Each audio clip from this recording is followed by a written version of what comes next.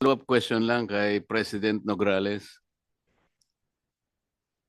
Para hindi ka na umutang, Mr. President, i-recommenda mo sa Secretary ng DOE na yung ating coal plant sa Semirara, wag na nating i-export.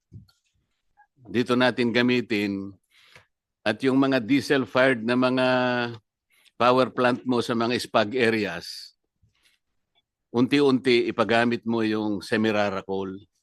Mura kasi yun eh. Kesa dun sa diesel. Lalo na ngayon, kung talagang wala nang, kung totoo talaga na walang diesel at mahal na mahal. Kasi po ngayon, Mr. President, Mr. Chair, kung bakit naman meron tayong sariling coal, bakit natin ina-export, ba't di natin gamitin? Ang palagi pong kinakatwiran ng DOE, ito si Yusek Puentebella, mahina daw yung calorific value. Hindi totoo yun. Merong isang gustong bumili.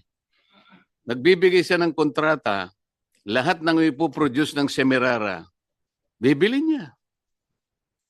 Kahit nasabihin pa yung low calorific value. Isipin nyo kung anong mangyayari noon. Kung halimbawa coal plants na lahat. Halimbawa sa Mindoro, dalawang electric cooperatives yan eh. Puro diesel. Isipin po ninyo ang universal charge, Mr. President. Si Chairman, ako, tayong lahat, si Senator Legarda, Senator Risa, ala na bang katapusan kaming bayad ng universal charge? Hindi naman namin nagagamit yun eh.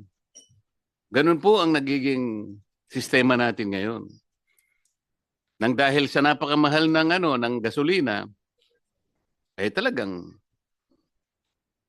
wala na pong katapusan, lalo na po yung spag-areas. Unless, isa po, yung nga sinasabi ko, wag na po nating export yung coal na nanggagaling sa Semirara. Pagkatapos po, pagibayuhin natin na magkaroon ng transmission.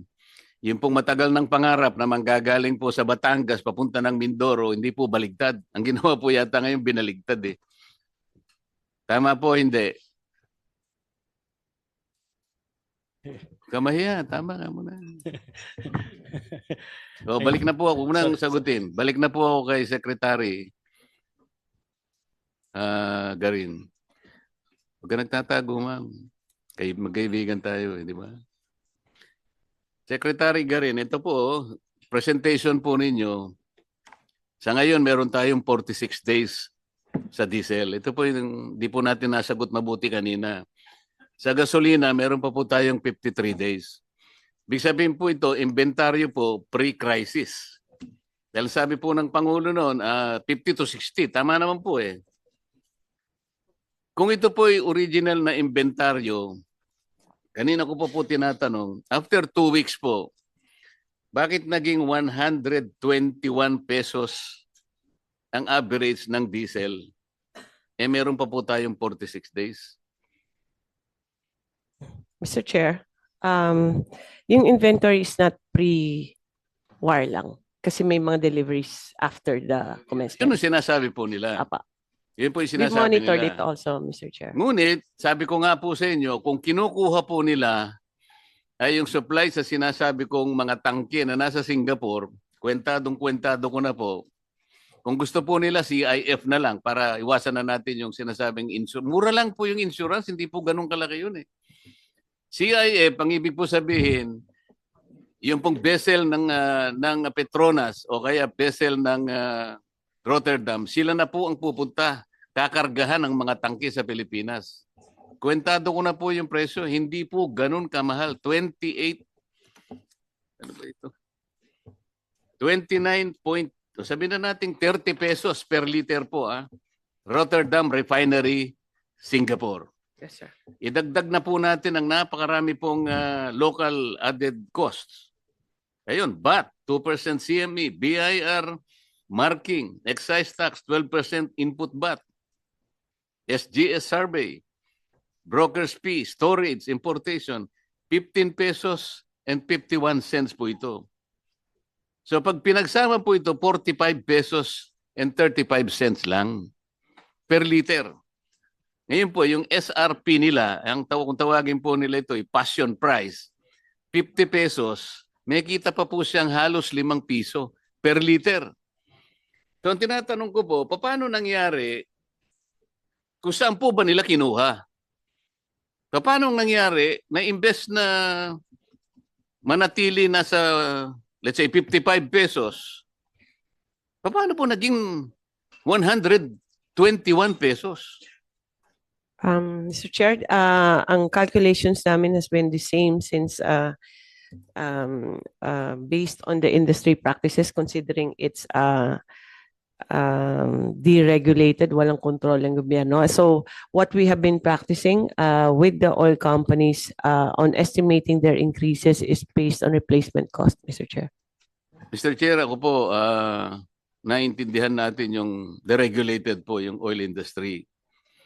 Pero kung ganito naman po kalaki, na 2 weeks pa lang, from 55 to 121 pesos, baka naman po kailangan nating usisain. Baka yung sinasabi po yung practices, baka kailangan naman po siguro nating revisuhin o i-revisit natin yung practices na yun. Wala naman po sigurong masama. Paano po ninyo nakuwenta yung 121 pesos? O sasabihin nila, Madam Secretary, based on our practices, naniwala na po tayo sa ganung salita lang. Paano po yung mga datos na pinakikita ko sa inyo ngayon? Apo, Mr. Chair, will review the submissions, but actually halos every day na namin chine-check yung mga submissions nila, chine-check namin, and according to the current accounting practice, nakaka-follow, but we will review and submit kung ano yung mga findings. Siguro po, namin, Mr. Chair. pinakamaganda, Mr. Chair, tawagin natin po yung mga major players, maski na po yung mga small players. Saan po ninyo kinukuha ang ating imported, ini-import na langis? Yes, Mr. Chair, actually meron kaming reports niyan on where saan galing ang mga supplies nila. Different countries, mostly here in Southeast Asia, it's China, South Korea, Singapore, Taiwan, Malaysia, Japan, Brunei, Hong Kong, Thailand, India, Vietnam. Pero iba diyan hindi na nagde-deliver, pero most of them are still delivering, Mr. Chair. Kaya po ako medyo nagtataka, Mr. Chair, bakit po tayo nakikipag-usap sa South Korea saka sa China? Nandun po yung mga tangke sa Singapore. Mas malapit po tayo ron eh. Bakit hindi po yun ang tingnan natin? Kahit na po ngayon, makikita po natin magkano yung FOB price sa Rotterdam tank sa Singapore. Ito po, FOB, $570 per metric ton. Kinuwenta ko na po eh. Kung kukunin nyo po sa Petronas, kanino ko pa po sinasabi sa inyo, CIF, 640 per metric ton. So paano po lalayo itong mga figures na ito? Bakit po hindi sila kumuha sa Singapore? Bakit tayo kumukuha sa South Korea? Bakit po tayo pumupunta hanggang pati po yung Latin America po, gusto pa nating puntahan at ang Amerika? Siguro po, Madam Secretary, total nakakausap niyo naman si President Trump. Sabi mo, ikaw naman na nagpasimula nito. Pwede ba yung oil mo na nanggagaling sa Alaska, bigyan mo naman kami? Secretary. Yes, Ikaw naman ka mo nagpasimula nito. Wala namang kaming kinalamanan dito eh. O titingnan mo ngayon, nagkakahirap-hirap tayo ng kung paano natin sasagutin lahat itong mga pinagtatatanong natin ngayon. Yes, Mr. Chair, we will inform the oil companies, and kasi ito nga, because of the Chicken po natin, ma'am, kasi yes, Mr. Chair. itatanong lang natin, bakit hindi po kayo kumukuha diyan sa mga tangki sa Singapore? Ito pala yung presyo per metric ton. Saan po ba kayo kumukuha? Baka naman po ang sinasabi sa inyo, dumidirekta sila sa Dubai, hindi na po kami makakuha ngayon kasi po 100% po ng aming inangkat dadaan po kami sa Hormuz. Bakit po sila magpapakasakit pumunta sa Hormuz nasa Singapore nga lang ang pinag-uusapan natin? Ito po yung sinasabi ko. Meron po ba tayong crisis o wala? Kasi po, kung ito masasagot nila, malalaman natin kung ang crisis na ito is self-inflicted o kaya baka hindi naman totoo ito. Kasi po may data po eh. Yes, Mr. Chair. I-recheck namin based on kunin namin ano, but this is just the our values are pegged on the international market, and it's based on the accounting practices they have. Ang how we come up with our computations has always been kung ano po ang nasa market sa international, but we will recheck po and compare to the data that you have, Mr. Chair, para we can check with the oil companies also why they are not getting from Singapore, or not all of them, no, kasi sa kanila may Singapore din pero may iba-iba ring countries, Mr. Chair. Yes, Mr. Chair. I will not belabor this. Ang gusto ko lang pong sabihin, sana po kapag sinabi sa inyo po yung current industry practices, reviewin po natin kasi meron naman po tayong kaparaanan para i-review natin yung mga datos nila. Halimbawa po yung shipping cost, FOB ito, 1,500 or about per metric ton ito. Sa Makatwid, lilitaw po rito mga $15 per metric ton. Kung CIF naman po, wala na yon. Ito, lilitaw na lamang po yung $640 per metric ton. Yung MAPS, ito po yung mean of Platts Singapore, ito $1.71 lang. For the record, Mr. Chair, ibibigay ko po sa kanila itong mga datos na ito para makatulong po pa kung paano po i-analyze natin ito eh. Huwag po tayong nakadepende na lamang sa sasabihin nila. Samantalang pwede naman po tayong magtanong. Ito po, kinuha ko lang po doon sa mga kaibigan nating industry players sa Singapore.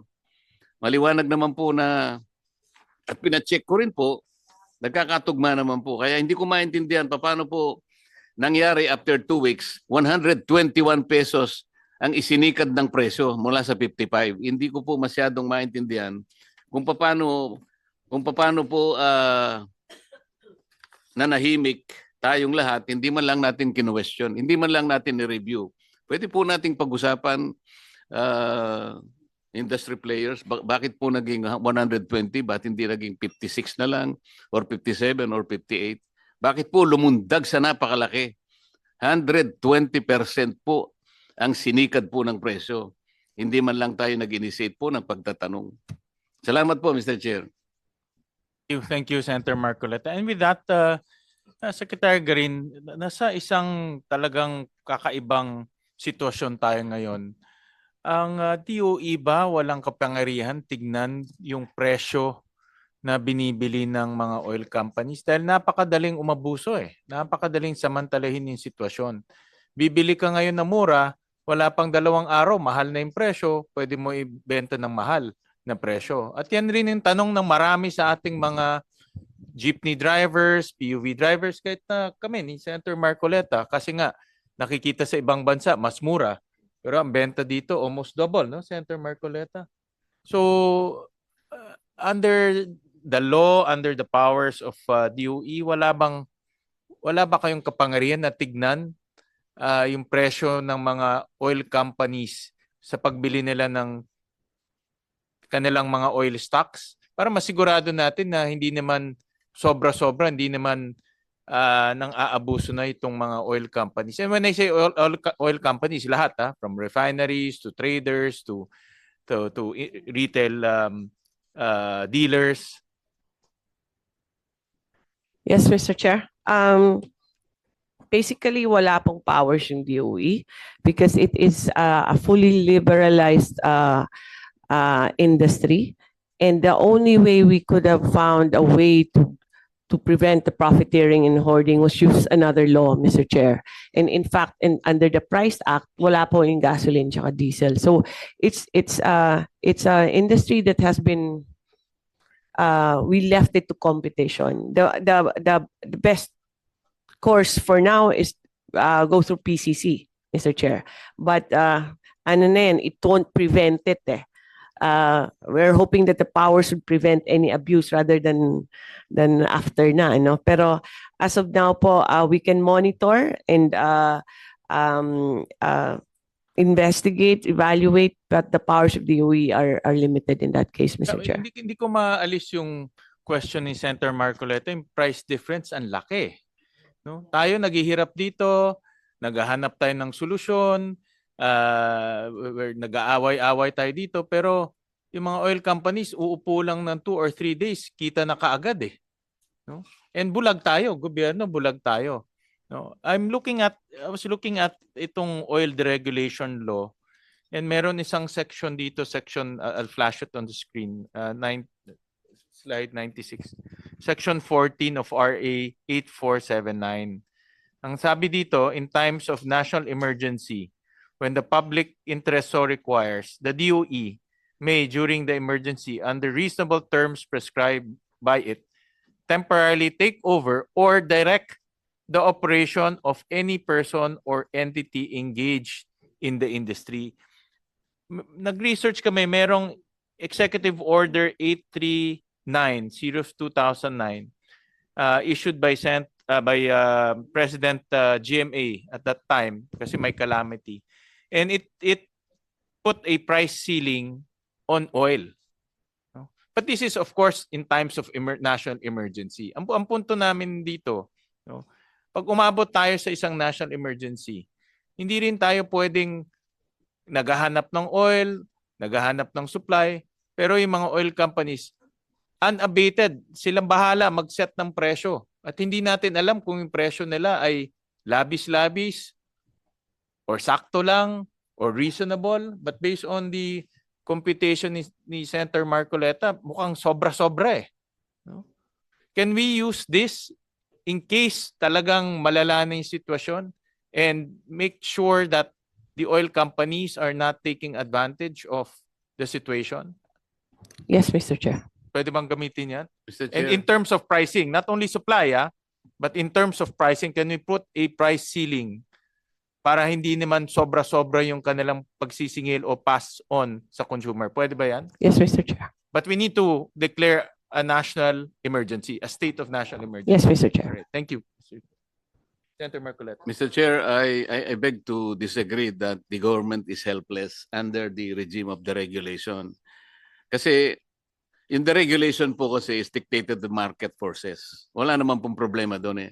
Ang sinasabi ko, Singapore offers this is the market-driven price now. Nakalagay po rito either FOB or CIF nandito. So anong pinagbabasihan nila? Yun ang tinatanong ko, bakit after 2 weeks sumikad ng 120%? Which is not only arbitrary, parang very highly unusual na mangyayari yun. So tinatanong natin, helpless ba ang gobyerno na kung ano yung sinabi ng let's say, oil company? Yun na yun. Wala ba tayong man lang na initiative that tama ba? Is it dictated purely by market? Baka hindi. Pag nireview natin ang market, hindi. So papayag sila. Teka muna, deregulated tayo. The regulation is based on the dictates of free market. So hindi mo sinunod. So sinasabi lang natin, ito yung merkado eh. Sumunod ka sa merkado. We're not trying to control you. Hindi ka namin nire-regulate. But you have to follow the market trend. Meron tayong PCC, Philippine Competition Commission. Pwede naman siyang pumasok po dito eh, para makita niya